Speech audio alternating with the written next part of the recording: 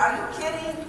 I survived Consuelo, Castillo. The Army is like kindergarten to me. You know, Edwin, a fellow veterano, right? To all the veterans in the room, please, please stand. Let us tell you thank you.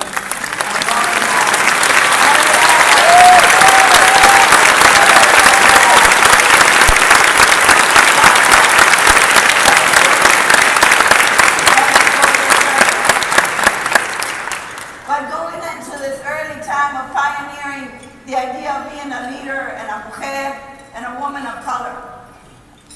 It is 4:30 in the morning. I have finished 90 days of leadership training. Okay, 90 days, and I am a leader. They sent me to Fort Hood, Texas. They said, Lieutenant Castillo, we got news for you. You're no longer part of the Women's Army Corps. No? These are your new orders. You're not one of the boys. Welcome to the regular army. I said, what? Yeah, I didn't get that memo. You just graduated officer's basic. Report to your unit. So 4:30 in the morning, I did what I knew I had to do, big shot boots, start fatigues. I am ready to leave. I said, órale, vámonos. Corre se va, here we go. And in front of me were 68 men. Imagine, that's a Kodak moment.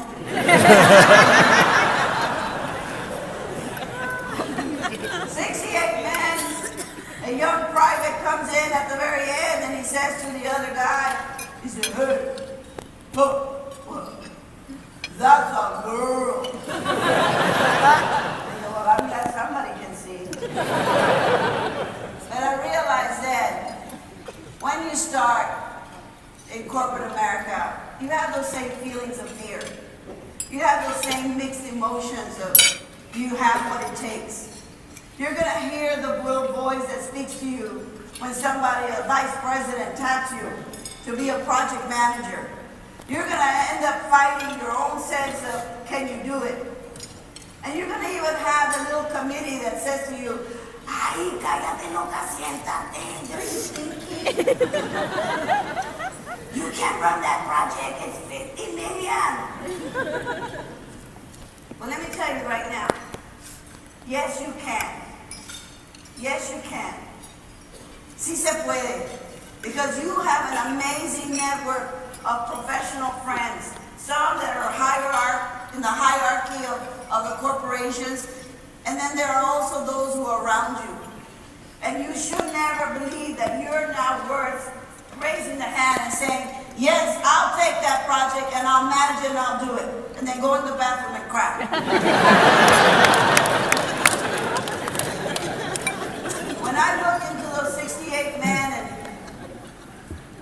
a young sergeant, about 6'3", from the backwoods of Georgia, and he stood in front of me and he said, ma'am, the unit is ready. Dije, ahora sí. And he leaned down and he said, Lieutenant, you're in charge. Dije, no. Dije, no. I went to study leadership. And I can make decisions. And my first decision is, you're in charge. So great leaders with great talent don't have to be the answer and the all to everything. Surround yourself with people that are brilliant. Surround yourself with those thinkers. Surround yourself with those innovators. And then, most of all, recognize them when they do good work. And as a great leader, when you get the talent and you get the genius, then do yourself a favor and get the heck out of the way and allow them to do what is meant to do.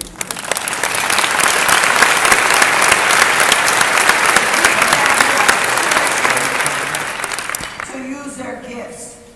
You have to remain ethical and accountable, but always remember that you don't have to be the one and only. I know that most of us are type A's in this room. We don't think anyone else can do it. But the truth is, we are only as good as the people that we surround ourselves by, and we're only as good as the people that we empower to get things done. And so that day, after Sergeant Tate heard me make a fool out of myself, he leaned down again and he said, "Lieutenant, you keep that attitude, you might make it." You see, Sergeant First Class Tate was a 3-time Vietnam veteran, 27 years, and yet he was having to take orders from a 22-year-old who had studied the idea of leadership from a book. And so I ask of you today, who are your role models? Who do you study? How well do you prepare yourself? As I ask the young students who have yet to finish their studies, I want you to raise your hand, and I want you to tell me the truth. How many of you can make better grades? Raise your hand. Don't lie to me. All right. The reason is, I want to put the image of my parents up there again. The reason I want you to make better grades is because you have it in you. You're here among the most brilliant group, but I want you to look up. They're the ones who cleaned the toilets, and they're the ones who dug those ditches, and they're the ones who thought that one day you would be here today.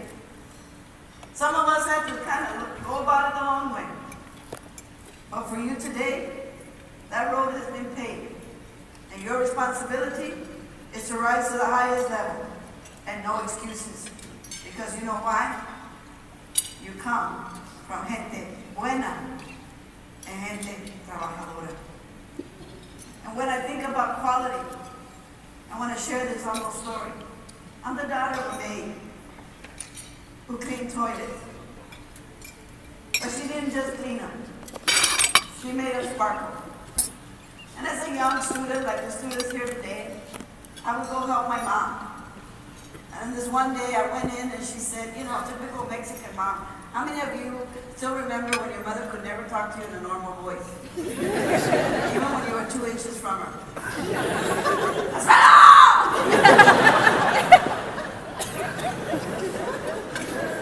And even though you say, "Mamá, aquí estoy." Okay, whatever. And she would say, "Are you here for school?" Hey, yeah, ma. Yeah, again. I'm back from school. Go clean that toilet. So I would grumble and complain, right? She always tells me to do the dirty jobs. Consuelo do this, Consuelo do that. She's got 10 kids. She only remembers my name.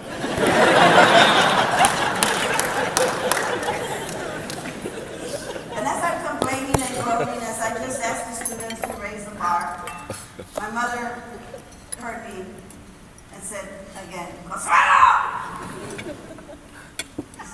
Ven aquí! Come back!" I know I'm going to get it.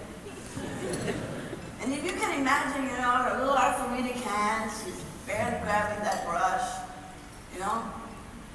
The Ajax is all over her hands, no gloves. You know, and she's wearing the same chonguito you see on the image today. And she asked me to help her get up and said, "A ver, ayúdame." And she said to me these words, "I may be a maid to you, and I may be a maid to everybody else, but I want you to understand something. I'm not just any maid. I'm a world-class maid."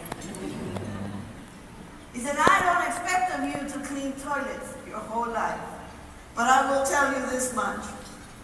Whatever job you have to do, always be the best, so that when anyone sees your work, whether you're there or not, Your work will speak for you. And so I expect of you, the next generation of leaders, to be at the highest level of performance. Will you promise me that? And those toilets were worth cleaning. You see, for those of us who are middle management, perhaps, you're dealing with other issues. The issue of balance, the issue of familia.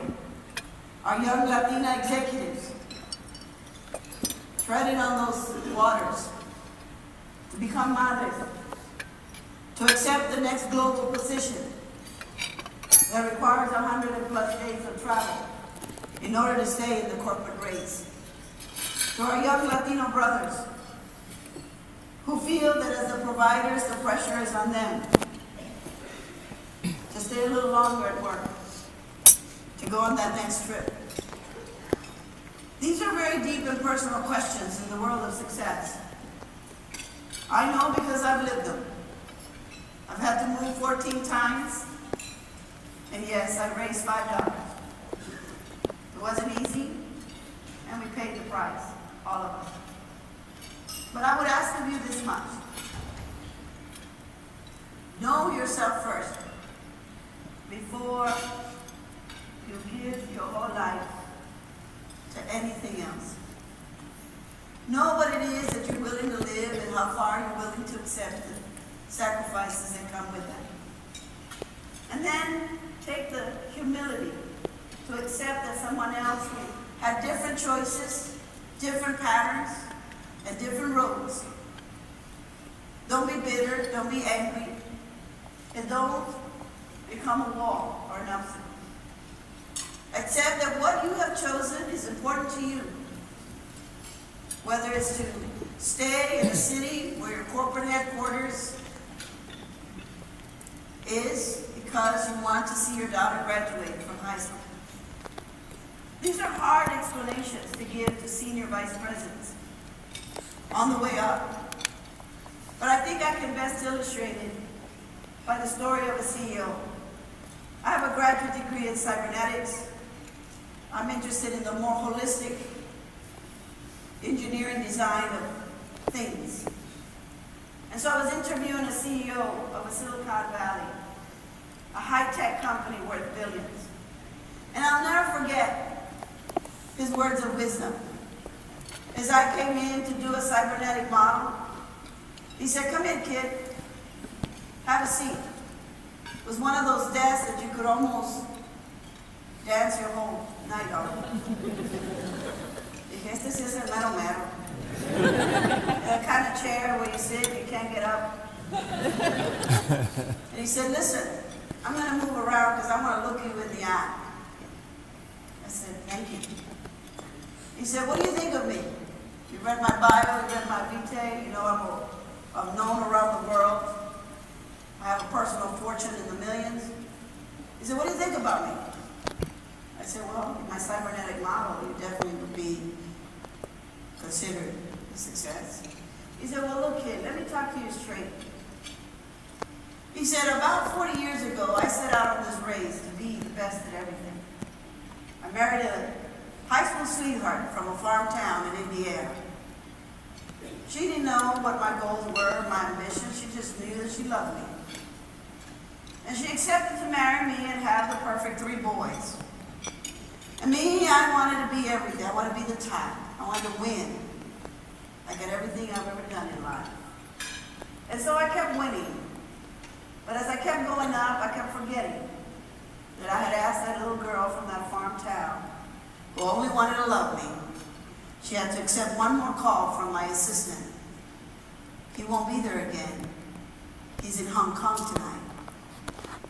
And so those calls became more frequent, kid. And the boys that I thought I wanted, that were to be perfect because they were the sons of a CEO, they started having problems. They became young men, but I couldn't tell you of a game that I went to see them play.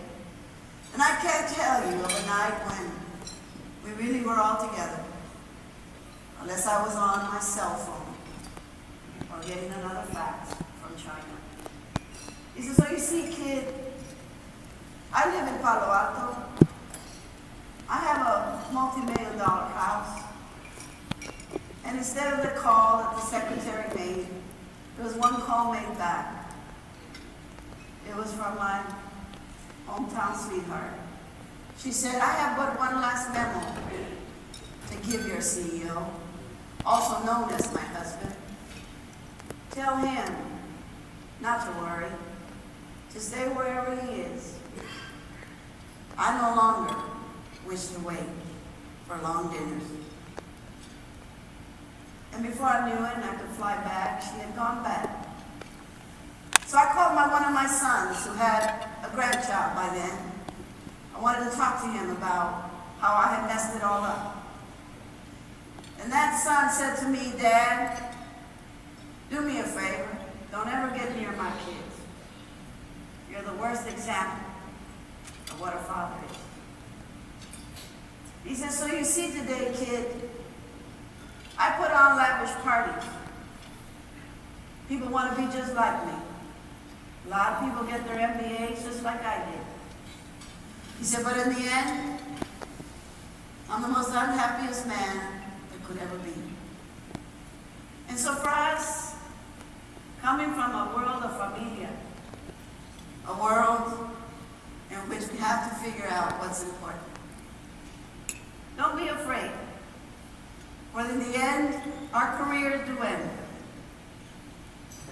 There is a retirement ceremony. And my question I leave you is, who will be there, standing next to you, telling you you've done a great job? Not just as a professional, not just one who gave community time, not just one that wrote a check to a scholarship fund, but one who also got to see his children, his familia, his brothers, his sisters grow up. As I get naked with my soul, I didn't do a great job all the time. And so my words of wisdom to you are, know when to be assertive. Know when to put your name on that PowerPoint. Never be afraid to tell what it is that you know and how you got it done. Don't keep asking for permission. Have el coraje y las ganas to apply for that next position. But along the way, in the years that you will be serving your companies, also remember those you brought along, your familia. Don't forget, as I ask you to put on this next image, to be visionary. That is an image of a boxcar. In 1948, my parents left, just like you being transferred. Except they went to Sterling, Illinois with 4 boys, and no one would rent them a home. And in 1948, over 125 Hispanic families were forced to live in a boxcar, just kind of like this one, without the rails. My family lived in that boxcar, like that one, for 5 years. Why? Because they wanted something better. So when you accept these overseas assignments, look at it again as an opportunity. Bring your children with you to these different places. Open the window. Let them see the world. Let them experience other cultures and other opportunities. And hopefully they won't have to go through these conditions. And so I leave you with this story about being visionary. If you notice, the boxcar has no windows. But my mother spoke to my dad shortly after he had to drop her in that boxcar with her 4 sons, my brothers, And my mother said, espera, viejo. That's darling in English. Right. It works. Said, viejo, antes que te vayas, before you go to work, búscale la manera. I want you to figure it out. Porque yo voy a poner cortinas. I want to put up curtains. And my typical dad, scratched his head. He said, ¿qué dijo la vieja? She wants to put up curtains. Si no hay ventana. So he thought about it for a minute. Should I tell her? And most Latino men who are really brilliant, they know what the answer is. No le digan nada. Right? And so he went to work. He had met another compadre. And he said, oye, compa, he said, what? He said, la vieja mía, my lady, she wants to put up curtains, quiere poner cortinas. Dijo, oye, Pedro, ¿qué le pasa a tu vieja? Something wrong with her? No hay cortinas, vato. No hay ventanas, quiere cortinas. He said, I know, there are no windows, but listen, you agree and I agree. Do you want to go tell her?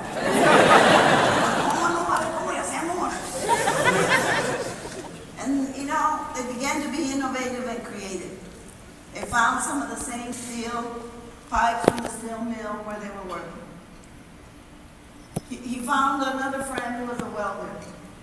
They put their minds together and they drew a schematic. And they went to my home, my parents' home, boxcar. They soldered those steel pipes.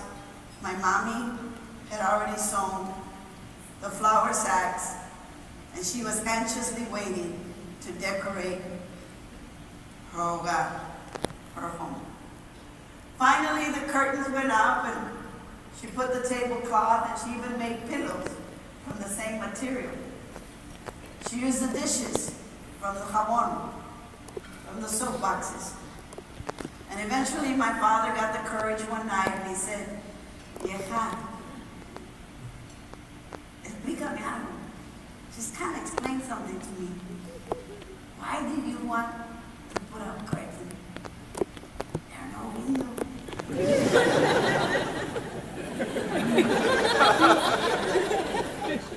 My mother got up and the story is she touched her Bible, I think, to control herself.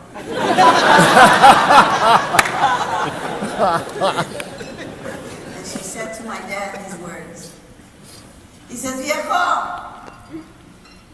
hoy tú me preguntas por qué yo pongo cortinas. Today you ask me why I would put up curtains. Porque yo veo más de lo que los demás ven para mis hijos. I see something more for my children than anyone else wishes to see. Tú me trajiste aquí. You brought me here. Y este es mi hogar. And this may be my home. Pero yo voy a poner cortinas. I'm going to put up curtains. Porque yo quiero que mis hijos me pregunten. I want my children to ask me, Mamá, ¿qué está allá? What's over on that side of that wall? Y yo les voy a decir a mis hijos, todo está en tener una visión. You have to have a vision. Y tienes que tener las ganas. You have to have the personal will. Y en este vagón, ustedes empezarán su vida. You may begin your life living in a train or in a boxcar. Pero aquí no se queda. You must break those steel walls.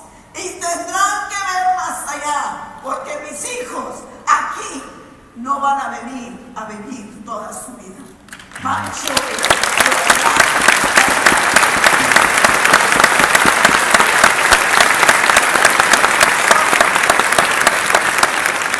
What is your vision? Will you see the pesky manager who makes your life impossible? Will you see see beyond the challenges of raising your children or taking care of an abuelo or an elderly mother or father. I pray that you have a vision for yourself beyond just your corporate vision. I hope that you will take these words that I've shared with you today, that they came from my heart. I wish the very best. Boy, in your 25th anniversary, I think it is beautiful that a wonderful leader like Henry Cisneros, who was with you in the beginning, will come once again. That he has lived long enough to bless us with his leadership, to bless us even with his frailties, to bless us to realize that in the end, we're still standing. NSHMBA, I'm extremely proud that you have invited the next generation. And I thank you, men, and all of the board, and everyone who was there to spend this lunch with me. Edwin, el cuadritos de veras, vato. There is such a thing. To my team, Cynthia Rocha, the beautiful husband, to Tippy, a graduate student who travels the entire year with me in the barrios, as I devote my life to social justice. I thank you for the nice hotel with a real mattress. I thank you for From a Foxhole, fighting for democracy, believing that America can indeed be one nation. That of my 10 brothers and sisters, 8 of us are veterans. That we believe that our father and our mother taught us the principles of success. Este no es nuestro país, decían ellos. This could not be their country, pero sí es el suyo. It is your country. Si no le puedes dar, no le quiten. You cannot give to your country, do not take from it. Y si en el fin la única bandera será por el amor a su país. The only flag my father would ever accept was for us to die for our country. And so today, we live in a free world still. The economy lies in your hands. With your degrees, with your knowledge, your competence, and the beginnings of your life, whether it's from a boxcar or whether you're a third-generation college graduate family. It makes no difference in this room. What I love about NSHMBA is that you love each other. Beyond the suits, beyond the Rolex watches, beyond whatever it is that we have rightfully deserved. You love each other porque somos gente. I hope you continue to believe in this love, and I hope that you continue to help each other through networking and by being familia. And most of all, let's help our young generation, for they will be the ones that will continue our legacy, from a boxcar to the boardroom to the CEOs. Muchas gracias.